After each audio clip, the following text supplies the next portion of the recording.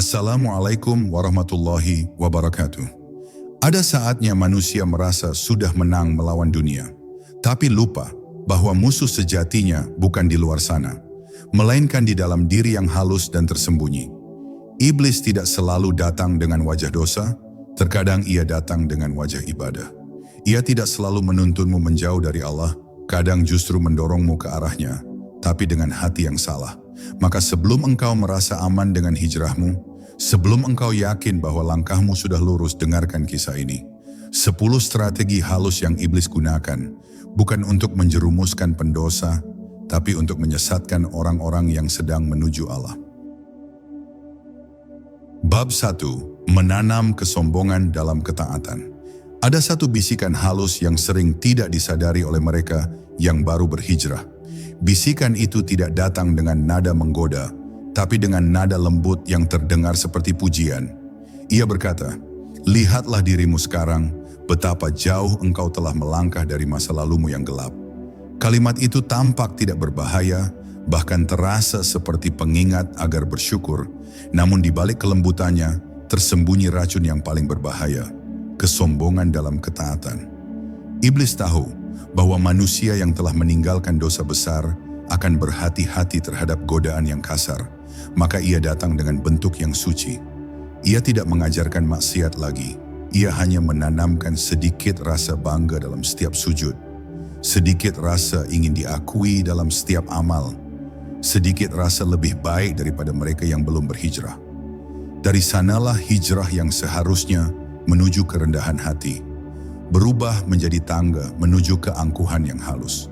Kesombongan dalam ibadah sering tidak terasa karena wajahnya mirip dengan rasa syukur. Bedanya, syukur membuat hati tunduk, sementara kesombongan membuat hati merasa tinggi. Iblis akan membiarkanmu menangis di malam hari, namun ia meniupkan rasa bangga karena engkau mampu melakukannya. Ia membiarkanmu menundukkan kepala dalam zikir, namun hatimu justru menoleh kepada orang lain untuk melihat siapa yang memperhatikan. Ia tahu, ibadah yang dicampur dengan kebanggaan lebih mematikan daripada maksiat yang diikuti dengan penyesalan. Maka ia tidak menghentikanmu dari ketaatan, ia hanya menggeser sedikit niatmu dari ingin dicintai Allah menjadi ingin dipuji manusia. Dan seringkali kita tidak sadar bahwa racun itu sudah bekerja. Kita mulai membandingkan diri dengan orang lain yang belum berhijrah, seolah Allah lebih dekat kepada kita daripada kepada mereka. Kita mulai merasa layak memberi nasihat, tapi tidak lagi merasa perlu belajar. Padahal setiap langkah dalam hijrah seharusnya membuat kita semakin kecil di hadapan kebesarannya, bukan semakin besar di hadapan manusia. Iblis tahu tidak ada yang lebih disukainya selain melihat manusia beribadah dengan wajah khusyuk, namun hati yang congkak, karena disitulah ia berhasil menyamakan nasibnya dengan anak Adam. Sama-sama menyembah, tapi karena keangkuhan sama-sama tertolak. Maka berhati-hatilah ketika hatimu mulai bangga dengan perubahan yang telah kau capai. Tidak ada kebaikan yang benar-benar berasal dari dirimu sendiri, semuanya adalah izin dari Allah. Jika ia berkehendak, bahkan hatimu yang paling lembut pun bisa berubah menjadi keras dalam sekejap. Maka jangan biarkan ketaatanmu menjadi cermin untuk menilai orang lain. Biarlah ia hanya menjadi jembatan untuk mengenal dirimu sendiri, bahwa tanpa rahmat Allah, engkau tidak lebih suci dari mereka yang masih tersesat. Ingatlah, hijrah sejati tidak mengubah cara pandangmu terhadap orang lain, tapi mengubah cara pandangmu terhadap dirimu sendiri. Semakin engkau dekat dengan Allah, seharusnya semakin engkau merasa kecil. Karena semakin tinggi burung terbang, semakin luas langit yang disadarinya, dan semakin kecil dirinya di hadapan kebesaran itu. Begitulah seharusnya orang berhijrah, bukan untuk merasa telah sampai, tapi untuk terus berjalan dalam hening, di bawah cahaya yang tidak lagi menyilaukan, melainkan menenangkan. Bab 2. Membuat hijrah menjadi tren, bukan kesadaran. Ada masa ketika hijrah menjadi cahaya yang menyala di dalam hati, lahir dari rasa hancur dan rindu untuk pulang. Namun kini, iblis dengan kelicikannya mengubah arah makna itu. Ia menjadikan hijrah bukan lagi perjalanan batin, melainkan panggung citra. Ia menebarkan ilusi bahwa hijrah cukup dengan tampilan luar, dengan pakaian syar'i, kata-kata bijak di media sosial, atau lingkaran pertemanan yang tampak religius. Ia tahu manusia selalu haus akan pengakuan, maka ia menggoda dengan cara baru, bukan lagi melalui dosa yang nyata, tapi melalui kebaikan yang terlihat. Hijrah pun menjadi semacam gaya hidup spiritual yang memanjakan ego, bukan lagi proses yang memurnikan hati. Di dunia yang penuh kamera, iblis bersembunyi di balik lensa. Ia menanamkan dorongan halus untuk mengabadikan setiap langkah kebaikan, setiap tangisan tobat, setiap momen berdoa dengan cahaya lembut di wajah. Ia tidak melarangmu mendekat kepada Allah, hanya saja ia ingin kau melakukannya dengan niat agar dilihat. Ia ingin setiap zikir menjadi konten, setiap sedekah menjadi citra, setiap nasihat menjadi pembuktian bahwa engkau sudah lebih baik. Dengan cara itu, hijrah yang seharusnya mendekatkanmu pada keikhlasan justru membuatmu semakin terikat pada pandangan manusia. Padahal, hijrah yang sejati adalah pergerakan dari pandangan dunia menuju pandangan Allah. Ketika hijrah berubah menjadi tren, hati perlahan kehilangan kedalaman. Ia menjadi sibuk dengan simbol, namun miskin dengan makna. Bibir mungkin fasih menyebut nama Allah, tapi hati masih penuh dengan ingin diakui. Iblis sangat tahu bahwa manusia lebih mudah lelah mencari cinta Tuhan daripada cinta manusia. Maka ia membuatmu terus merasa cukup hanya dengan tampilan luar, tanpa pernah menengok ke dalam luka batin yang belum sembuh. Ia ingin kau berhenti di permukaan, padahal hijrah adalah tentang menembus permukaan itu, menembus kulit diri, dan menemukan cahaya yang sejati di balik semua topeng kesalehan. Dan perlahan, banyak yang tidak sadar bahwa hijrah yang demikian hanyalah bentuk baru dari keterikatan pada dunia. Dulu terikat pada dosa, kini terikat pada pujian. Dulu mencari perhatian manusia lewat kesenangan, kini mencarinya lewat kesalehan. Bentuknya berubah, tapi intinya sama. Ego masih memegang kendali. Iblis tersenyum melihat manusia bersujud, bukan karena ibadah mereka diterima, tapi karena ia tahu sebagian besar melakukannya demi dilihat. Ia tak lagi perlu menggoda dengan maksiat, karena kebaikan yang tampak palsu pun sudah cukup untuk menyesatkan. Maka, jika engkau benar-benar ingin berhijrah, lakukanlah dalam sunyi. Biarkan hanya Allah yang tahu seberapa jauh engkau melangkah. Tidak perlu semua orang mengerti, tidak perlu dunia menyaksikan.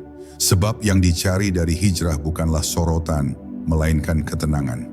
Hijrah yang sejati adalah ketika langkahmu mulai ringan, bukan karena banyak yang memuji, tapi karena beban ria perlahan terangkat dari dadamu. Saat itu engkau akan tahu bahwa hijrahmu bukan tren, melainkan perjalanan pulang yang sesungguhnya. Perjalanan yang hanya disertai oleh cahaya Allah dan hening yang suci. Bab 3, menyusup lewat dalil dan kebenaran semu. Ketika iblis tahu seseorang telah berhijrah dan berpegang pada agama, ia tidak lagi menggoda lewat jalan dosa, melainkan lewat jalan kebenaran. Ia tahu manusia yang baru mengenal ilmu sering mabuk oleh cahaya pengetahuan. Maka iblis datang dengan wajah seolah ustaz, membawa dalil, kutipan, dan logika yang tampak benar. Ia membisikkan bahwa kini engkau sudah paham, sudah mengerti, sudah pantas menilai dan menegur orang lain. Padahal di sanalah jebakan paling halus itu disembunyikan. Kebenaran di tangan yang belum matang bisa berubah menjadi pedang yang melukai, bukan cahaya yang menuntun.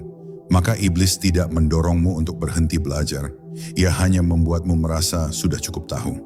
Dalam perjalanan hijrah, seringkali seseorang menemukan semangat membela agama, tapi tanpa disadari, iblis meniupkan amarah di balik semangat itu. Ia menyalakan api kecil yang bernama "Aku Paling Benar". Ia membuatmu lebih sibuk mencari kesalahan orang lain daripada memperbaiki kekurangan diri. Ia menyusup dalam kalimat-kalimat dakwah, menjadikannya bukan sebagai panggilan kasih, melainkan sebagai senjata penghukuman.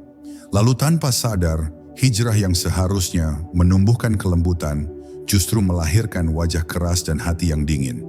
Padahal agama yang datang dari Allah selalu lembut, meski menegur. Ia tidak menghancurkan, melainkan mengembalikan manusia kepada kasih-Nya. Iblis adalah makhluk pertama yang menggunakan dalil untuk menolak perintah Tuhan. Saat Allah memerintahkannya sujud kepada Adam, ia menjawab dengan logika yang seolah masuk akal. Aku lebih baik darinya, engkau ciptakan aku dari api dan dia dari tanah. Itulah dalil pertama yang lahir dari kesombongan, bukan dari kebenaran. Dan sejak itu, siapapun yang berhujah untuk meninggikan dirinya, sesungguhnya sedang berjalan di jalan iblis yang lama.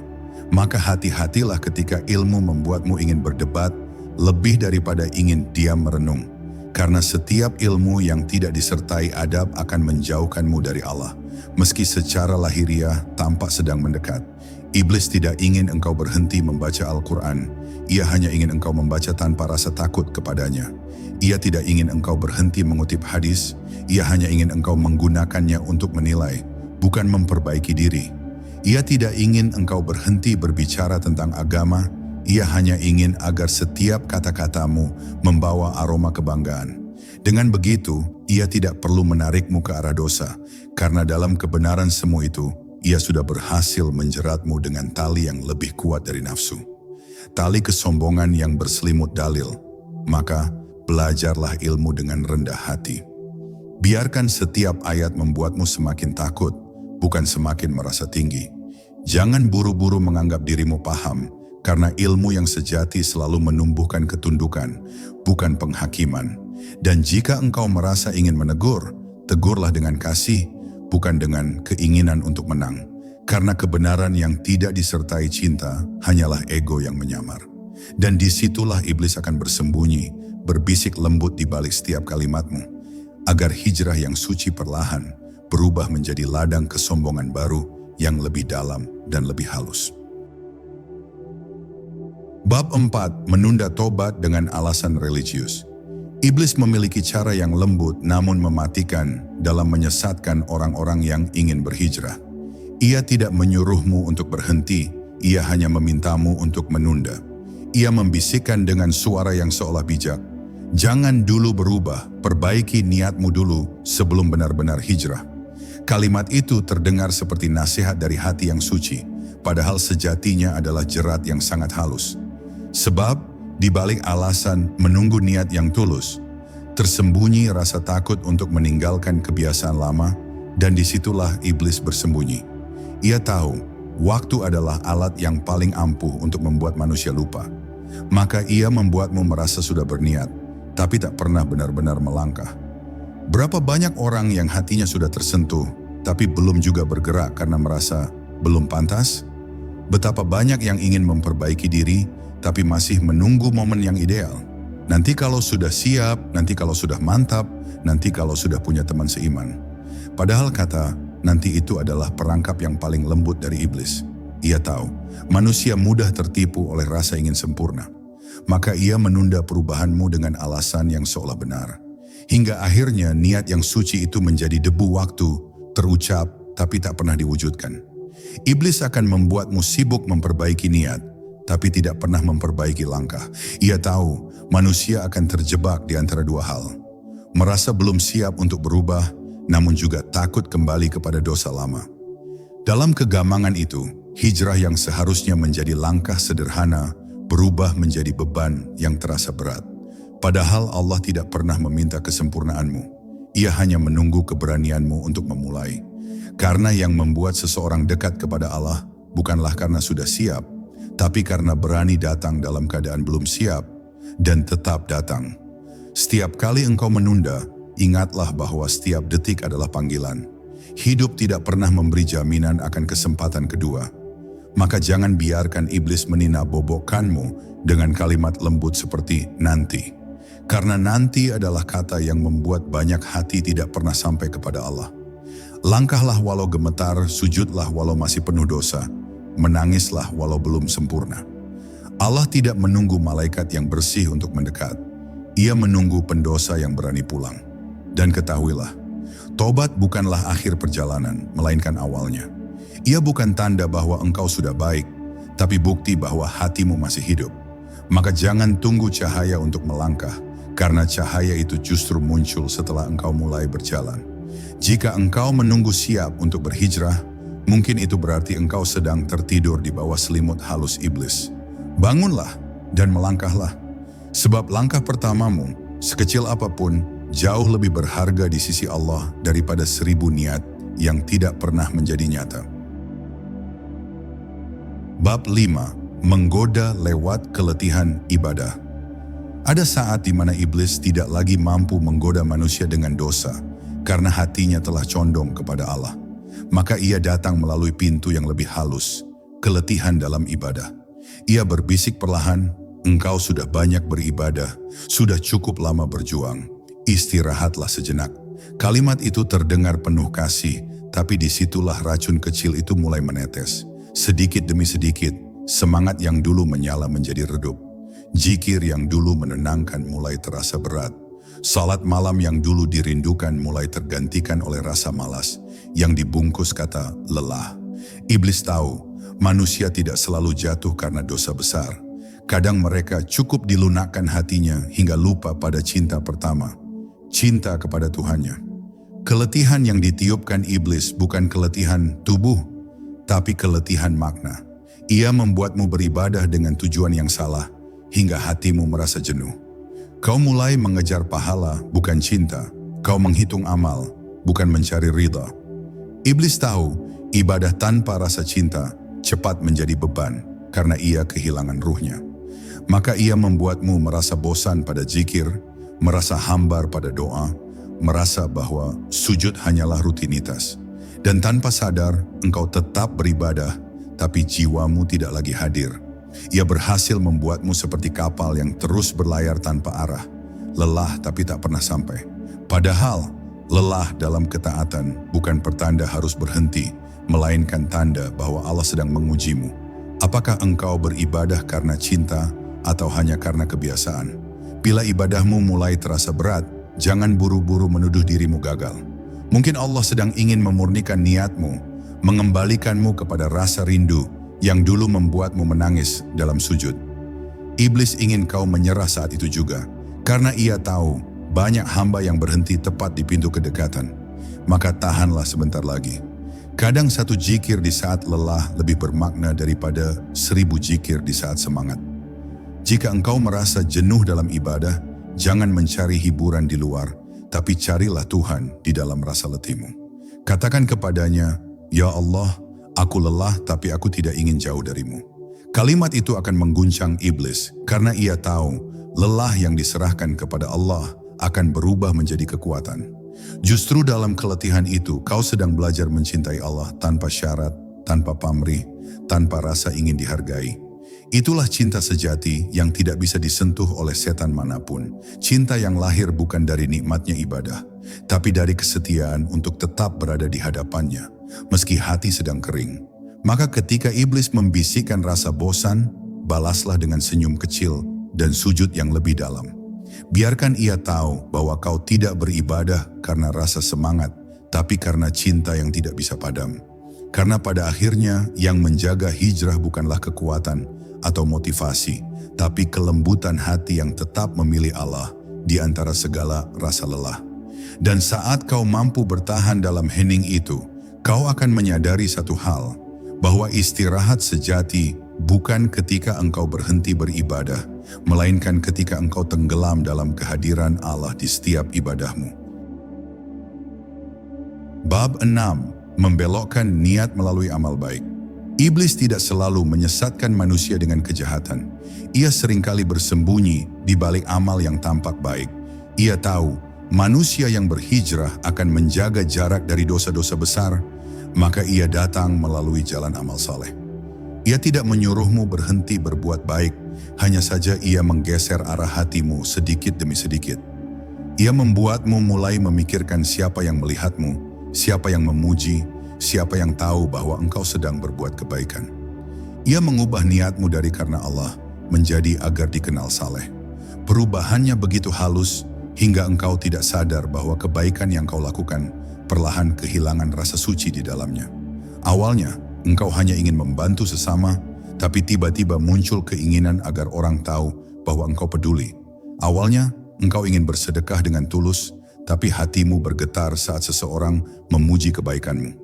Awalnya, engkau hanya ingin menyebarkan dakwah, tapi tanpa sadar engkau mulai mencari angka, perhatian, dan popularitas.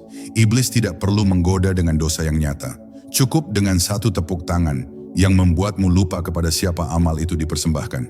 Ia tahu, Amal yang dilakukan untuk manusia akan berhenti di dunia, sedangkan amal yang dilakukan karena Allah akan menembus langit. Maka ia berjuang keras agar amalmu berhenti di mata manusia, tidak sampai ke hadirat Tuhanmu. Perlahan kau akan mulai merasa kehilangan makna dalam kebaikanmu sendiri. Amal yang dulu membuat hatimu damai kini terasa kosong. Kau masih menolong, masih berdakwah, masih bersedekah, tapi tidak lagi menemukan kedamaian setelahnya. Itu karena iblis telah mencuri niatmu. Ia mengubah arah ibadahmu menjadi cermin untuk melihat diri sendiri, bukan jendela untuk melihat Allah. Ia ingin kau sibuk dengan citra dirimu yang baik, bukan dengan kehadiran Tuhan di balik setiap amal yang kau lakukan. Hingga akhirnya, engkau akan lebih senang dikenal sebagai orang yang saleh daripada benar-benar dicintai oleh Allah. Maka jagalah niatmu seperti engkau menjaga api kecil di tengah angin. Jangan biarkan ia padam oleh pandangan manusia. Jangan biarkan ia bergoyang oleh pujian. Setiap kali engkau berbuat baik, tanyakanlah kepada hatimu, apakah ini karena Allah atau karena ingin dilihat? Jika hatimu masih berdebat, diamlah sejenak dan kembalikan amal itu kepadanya. Karena amal yang kecil tapi ikhlas lebih disukai Allah daripada amal besar yang penuh dengan ria. Bahkan senyum yang dilakukan tanpa pamrih lebih tinggi nilainya daripada sedekah yang diiringi dengan rasa bangga. Ingatlah, niat adalah akar dari segala amal. Jika akar itu rusak, pohon amal yang indah pun akan tumbang tanpa bekas. Maka sebelum engkau berbuat, bersihkan hatimu terlebih dahulu. Jangan takut amalmu kecil, karena Allah tidak menilai besar atau kecilnya perbuatanmu. Ia menilai siapa yang engkau tuju di dalamnya. Dan bila engkau mampu menjaga niatmu, tetap murni meski dunia terus memujimu, maka iblis akan menjauh. Sebab tak ada yang lebih ia benci daripada hati yang beramal, tanpa berharap apapun selain ridha Allah semata. Bab 7. Menggiring hati kepada fanatisme dan perpecahan. Ketika iblis menyadari bahwa seseorang telah kuat dalam ibadah, istiqamah dalam hijrah, dan tulus dalam amal, ia tidak menyerah. Ia hanya mengganti strategi. Ia tahu bahwa manusia memiliki kebutuhan untuk merasa benar dan ingin berada dalam kelompok yang diyakininya sebagai paling suci. Maka ia menyalakan api yang paling licik, fanatisme. Ia membisikkan, engkau berada di jalan yang paling lurus. Mereka yang berbeda denganmu adalah yang tersesat. Dari bisikan itu lahirlah dinding-dinding tak terlihat di antara hati kaum beriman. Iblis tidak lagi menggoda dengan dosa, tapi dengan rasa benar yang berlebihan, sehingga kasih sesama hamba Allah perlahan memudar. Fanatisme membuat seseorang lupa bahwa hidayah bukan miliknya. Ia merasa menjadi penjaga surga, padahal ia belum tentu diterima di dalamnya. Ia menganggap kelompoknya paling murni, paling sesuai dengan sunnah, paling layak menilai orang lain. Iblis menari di tengah kebanggaan itu. Ia tahu tak ada yang lebih memuaskan baginya, selain melihat umat yang satu Tuhan menjadi terpecah karena rasa paling benar. Ia tidak perlu meniupkan kebencian secara langsung. Cukup dengan mengubah cinta kepada kebenaran menjadi kebencian kepada yang berbeda. Maka lahirlah dakwah yang kaku, nasihat yang menyinggung, dan pembenaran yang berakar dari keangkuhan. Padahal, perbedaan dalam memahami agama bukanlah kelemahan, melainkan rahmat yang menuntut adab dan kebijaksanaan. Tapi iblis ingin agar manusia melupakan itu. Ia ingin agar engkau sibuk berperang dalam nama agama, namun lupa berdamai dengan hatimu sendiri. Ia tahu, satu lidah yang tajam karena fanatisme bisa merusak lebih banyak hati daripada 1000 maksiat tersembunyi. Ia ingin agar engkau menolak nasihat hanya karena datang dari yang berbeda pandangan. Ia ingin engkau membenci sesama muslim hanya karena caranya beribadah tidak sama denganmu. Hingga akhirnya, engkau lebih sibuk menilai saudaramu daripada mengenal Tuhannya. Fanatisme juga membutakan cinta. Ia membuat dakwah kehilangan kelembutan, membuat ilmu kehilangan ruh kasih. Kau mungkin mengira sedang membela agama, padahal kau hanya sedang membela pandangan kelompokmu. Kau mungkin merasa sedang menegakkan kebenaran, padahal yang sedang tegak hanyalah egomu sendiri. Iblis membiarkanmu mengucap nama Allah di setiap kata, namun ia tahu hatimu tidak lagi berbicara karena cinta. Ia tahu kau telah berubah menjadi pembela keyakinan yang tidak mengenal kasih, dan disitulah ia berhasil, menjadikanmu alat untuk memecah persaudaraan yang seharusnya suci. Maka berhati-hatilah. Agama tidak pernah memerintahkan kita untuk merasa paling benar, melainkan untuk terus mencari kebenaran dengan rendah hati. Ukuran kemuliaan bukanlah seberapa keras engkau membela keyakinanmu, tapi seberapa lembut engkau memperlakukan yang berbeda. Jika engkau berhijrah namun hatimu menjadi kaku, mungkin bukan Allah yang kau dekati, melainkan bayangan dirimu sendiri yang ingin tampak suci. Maka bukalah kembali ruang kasih dalam hijrahmu, karena jalan menuju Allah tidak hanya melalui kebenaran, tapi juga melalui kelembutan yang menjaga persaudaraan tetap utuh dalam cahayanya. Bab 8. Membungkus dosa dengan nama amal. Iblis adalah ahli dalam seni penyamaran. Ia tahu bahwa manusia yang telah berhijrah tidak mudah lagi digoda dengan dosa yang tampak jelas. Maka ia datang dengan cara yang lebih halus. Ia membungkus dosa dengan nama amal. Ia menanamkan ilusi bahwa sesuatu yang salah bisa tampak benar, asalkan diberi pembenaran spiritual. Ia membisikkan pada hati manusia, engkau melakukannya demi dakwah, demi kebaikan, demi membela agama. Padahal yang sebenarnya dibela adalah ego yang bersembunyi di balik niat suci. Iblis sangat paham, kejahatan yang berwajah ibadah jauh lebih sulit disadari daripada maksiat yang terang-terangan. Begitulah, seseorang mungkin menyinggung saudaranya dengan kata-kata kasar lalu berkata, "Aku hanya menegakkan kebenaran." Ia mungkin menuduh orang lain sesat dengan niat untuk memperbaiki, padahal yang ia lakukan hanyalah melampiaskan amarah yang dibungkus dengan dalil. Ia mungkin menampakkan kebaikan agar terlihat saleh, lalu merasa puas saat dipuji karena ketulusan yang sesungguhnya telah hilang. Iblis menepuk tangan dalam senyap karena ia berhasil membuat manusia merasa berdosa dengan penuh kebanggaan. Ia tahu, selama manusia merasa amalnya bersih, ia tidak akan pernah mau memperbaikinya. Dalam bisikan iblis, amal menjadi alat untuk meneguhkan citra, bukan memperbaiki jiwa. Ia ingin agar manusia mencintai rasa suci lebih daripada kesucian itu sendiri. Maka, seseorang akan beramal karena ingin dianggap istiqomah, bukan karena ingin diterima Allah. Ia akan menasihati agar dianggap bijak, bukan karena benar-benar peduli pada kebaikan.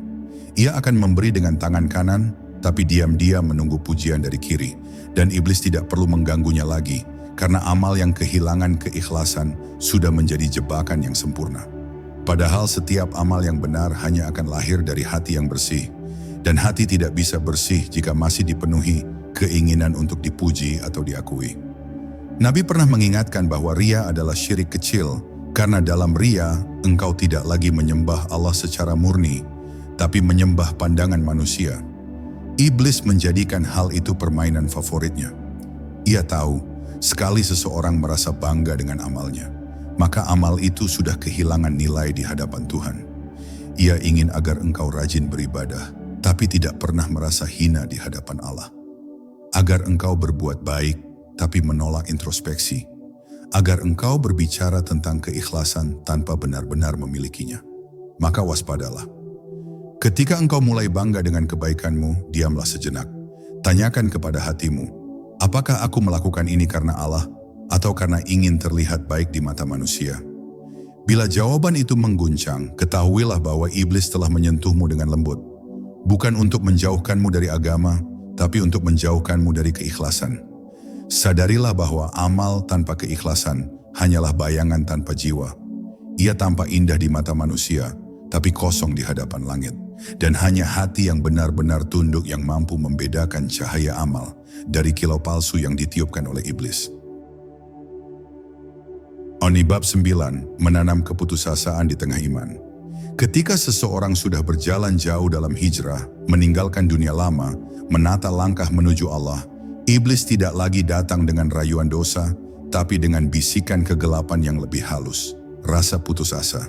Ia tahu, tidak ada yang lebih melemahkan jiwa seorang mukmin selain keyakinan bahwa Allah telah meninggalkannya. Maka iblis datang bukan untuk membujuk agar berbuat maksiat, melainkan untuk memadamkan harapan. Ia berbisik, lihatlah, engkau sudah berusaha, tapi hidupmu tak juga berubah. Engkau berdoa, tapi doamu tak dikabulkan. Mungkin Allah tidak mencintaimu. Bisikan itu perlahan merusak ketenangan yang telah susah payah dibangun oleh iman. Dalam keputusasaan, iblis menari dengan lembut di dalam hati.